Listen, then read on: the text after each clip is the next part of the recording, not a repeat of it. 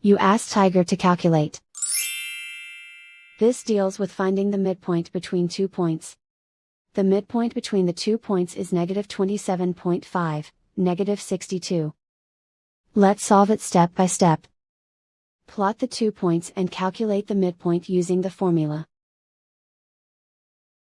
The coordinates of point 1 are, x1 equals 20, y1 equals -27.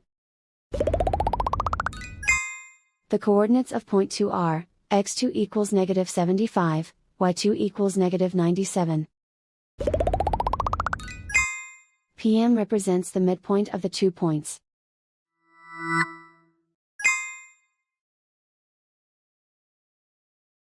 Use the x values in the midpoint formula to find the midpoints x. x1 equals 20. x2 equals -75.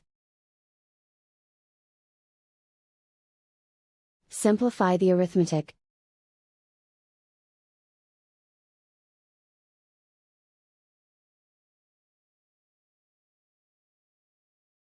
Use the y values in the midpoint formula to find the midpoints y. y1 equals -27. y2 equals -97. Simplify the arithmetic.